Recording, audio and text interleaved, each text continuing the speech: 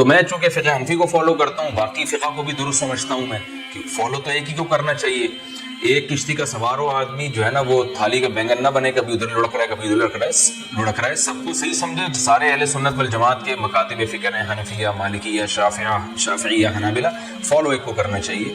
تو میں اسی طریقے سے پڑھتا ہوں جیسے جو احناف کا قول ہے، پہلی رکعت، پھر دوسری رکعت، پھر اس کے بعد اتحیات، پھر اتحیات کے بعد کھڑے ہو گئے، پھر اس کے بعد جناب کوئی بھی صورت پڑھی بہتر ہے، سورہ اخلاص پڑھیں جیسے حدیث میں آتا ہے. پھر اس کے بعد اللہ اکبر کہے، رفع الیدین یعنی کانوں تک ہاتھ اٹھایا، اور پھر اس کے بعد دعائے قنوت پڑھی. قنوت میں جو مشہور دعا ہے اللہم انا نستعینک ونستغفرک ونؤمن بک ونتوکل علیک، یہ والی بھی ہے اللہم اہدنا فیمن ہدیت، یہ دعا بھی ثابت ہے. اور اس طریقے سے پوری نماز ادا کرتا ہوں. اور یہ والا طریقہ جو احناف جس طریقے سے پڑھتے ہیں، اتنی بات خوب سمجھیں، یہ ایسا طریقہ ہے کہ اس طریقے سے وتر پڑھنے پر سب کے نزدیک وتر ادا ہو جائیں گے، اور سب کے نزدیک افضل طریقہ یہی ہے. اچھا، اس پر بھی اجماع ہے کہ اس طریقے سے ہو جائے گا، اور اس پر بھی اجماع ہے کہ سب سے بہتر طریقہ یہی ہے وتر پڑھنے کا، اور یہ طریقہ صحیح حدیث سے ثابت بھی ہے. اور دوسری بات یہ کہ اس پر سب کے نزدیک افضل طریقہ یہی ہے وتر پڑھنے. Wake up to reality. وتر کا طریقہ یہ ہے کہ آپ نے وتر کو مغرب سے مختلف کرنا ہے، کیونکہ المستدرک للحاکم میں صحیح ابن حبان میں موجود ہے، نبی اسلام نے فرمایا اسے مغرب سے مختلف کرو.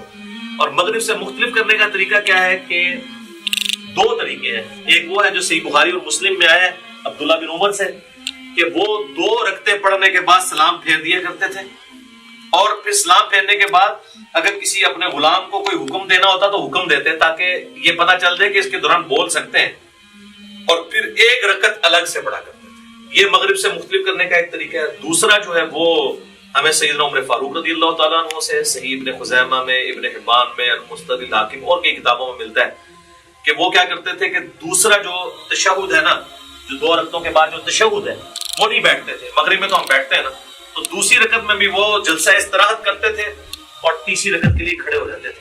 اور جب آپ تیسری رکعت کے لیے کھڑے ہوں گے، چونکہ یہ آڈ رکعت ہے، تو پھر یہ رفع الیدین سے شروع ہوگی. یہ بھی اکثر لوگ پوچھ رہے ہوتے ہیں کہ تیسری بغیر رفع الیدین دی ہوگی، رفع الیدین. سر آڈ رکعت سمپل فارمولہ ہے رفع الیدین کا. رفع الیدین کتنے ہونے ہیں؟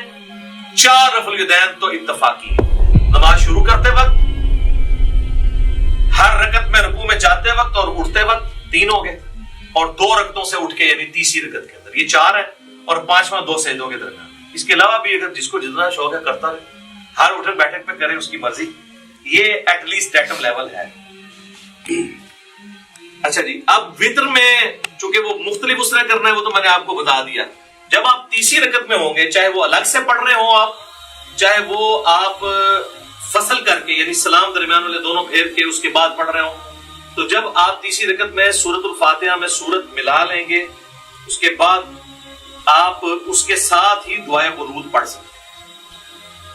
اللہم اہدنی فیمن ہدیت. آج کلپ چڑھ گیا ہوگا کہ اصل دعا کیڑی ہے.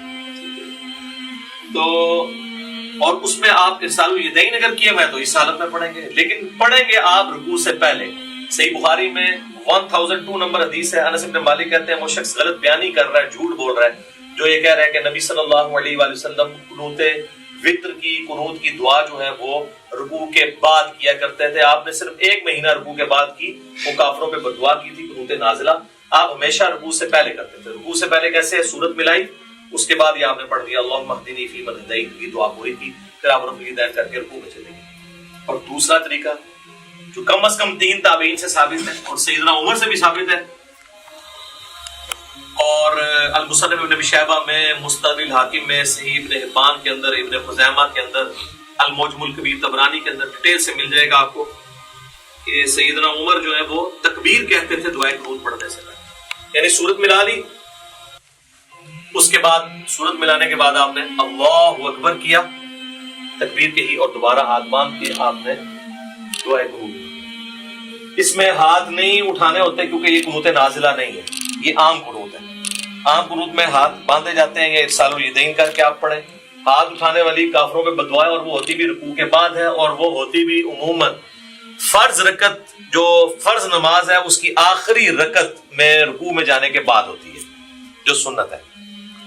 وہ آپ کو قنوت والا چیپٹر مشکات میں مل جائے گا، ابو داؤد ترمذی ابن ماجہ کے حوالے سے حدیث مل جائے گی. اور جو कुनूत वितर के अंदर कोई कुनूत नाज़िला करना चाहता है तो नबी अलैहिस्सलाम से साबित नहीं, लेकिन सहाबा इकराम से, उबई इब्न काब से, सईद इब्न खुज़ैमा के अंदर मौजूद है, जिसमें दुआए कुनूत भी उन्होंने पढ़ी और साथ दुरूद शरीफ भी पढ़ा एंड के ऊपर, और भी दुआएं मांगी, वो आप कर सकते हैं। सहाबा का ये तरीका, और मैं इस पर अक्सर कहता हूँ कि जो लोग कहते हैं कि सहाबा इकराम नाउज़ बिल्लाह हुज्जत नहीं है, हमने मरफू हदीस ही देखनी है, तो उनके लिए लम्हा फिक्री है कि वो जितनी यहाँ पे कुनूत नाज़िला पढ़ा रहे हैं अपने वितरों के अंदर रमजान में, तो सहाबा का तरीका है। जब दाढ़ी की बारी आती है हम नहीं काटते, लेकिन मुट्ठी के बाद सहाबा का इजमा है कि काटना जायज है।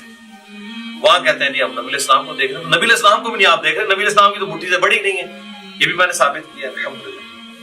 साथ साथ थोड़ी सी ब्रेन वॉशिंग होती रहनी चाहिए, तभी चीजों की समझ आती है। तो अल्लाह अकबर कह के इरशादुल यदैन किया या हाथ बांधे और आपने दुआए कुनूत पढ़ी, उसके बाद अल्लाह अकबर कह के दुआए कुनूत के बाद रुशी भी पढ़ना है, और फिर आपने वो पूरा किया। अब चूंकि चाहे आपने फसल किया हुआ दरमियान में दो पढ़ के सलाम फेरे हुए हैं, या आपने दो के बाद आप खड़े हुए हैं, दोनों सूरतों में तीसरी रकत तो आपकी वितर की आखिरी होगी, उसमें फिर आप तवर्रुकी बैठेंगे। बल्कि सुल कुबरा अल बैहकी में या मुसन्नफ इब्न अबी शैबा में मिलता है ना कि जिस रात सैयदना अबू बकर को दफन किया गया तो रमजान की रात नहीं थी, तो हज़रत उमर ने कहा मैंने तो वितर ही नहीं पढ़े हुए, तो फिर उन्होंने कहा मैं जमात कराता हूँ तो मेरे पीछे वितर पढ़ो। इससे ये भी बात पता चली कि रमजान के अलावा वितर की जमात करवाई जा सकती है। तो उसमें उन्होंने वितर इसी तरीके से पढ़ाए थे कि उन्होंने दरमियान तशहुद छोड़ा था और अपना 3 वितर पढ़ाए थे। और वितर के ऊपर मेरा डिटेल्ड 130 मसला है, उसमें मैंने सारी निटी ग्रिटीज डिस्कस की है, आज उस डिटेल में जाने की जरूरत नहीं। नमाज वितर भी कंप्लीट होगी, चीज है तो नहीं की नमाज वितर के हवाले से कौन सी दुआ करनी वितर के बाद, वो तो अज़कार है ना, वो वितर के तरीके में तो नहीं आते, तो है सुब्हानल मलिकिल कुद्दूस और 3 दफा पढ़ के रब्बुल मलाइकति वर रूह आखिरी बार उसको, वो तो अज़कार है, वो तो अलग से हमारे लिखे हुए। फिलहाल हम तरीके को डिस्कस करें। मैंने आपको पहले बता दिया किस तरीके से पढ़ना है। अब उसकी जो आखिरी रकत है वही सबसे इंपॉर्टेंट है कि जिसमें आपने सूरत मिलाने के बाद दुआए कुनूत पढ़नी है। सुन्नत यही है कि पहली रकत में आप सब्बिहिस्म रब्बिकल आला पढ़ें, दूसरी में कुल या अय्युहल काफिरून और तीसरी में कुल हुवल्लाहु अहद और कुल अऊज़ु बिरब्बिल फलक कुल अऊज़ु बिरब्बिन नास भी साबित है। तो बहरहाल फर्ज किया हम वित्र की तीसरी रकत में पहुंच गए हैं, हमने सूरत भी मिला ली है। अगर हम वदुल यदैन करके नमाज पढ़ रहे हैं तो मैं उसी से स्टार्ट लेता हूं ताकि आपको पता चले उसके बाद करना क्या है।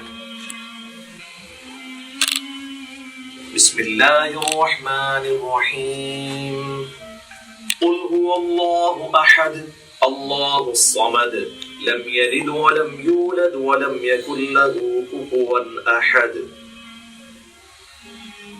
अल्लाहु अकबर। अल्लाहुम्मा हदिनी फीमन हदैत वआफिनी फीमन आफैत वतवल्लनी फीमन तवल्लैत वबारिक ली फीमा अअतैत वक़िनी शर्र मा क़दैत फ़इन्नक तक़दी वला युक़दा अलैक इन्नहु ला यज़िल्लु मन वालैत वला यअज़्ज़ु मन आदैत तबारकत रब्बना व तआलैत।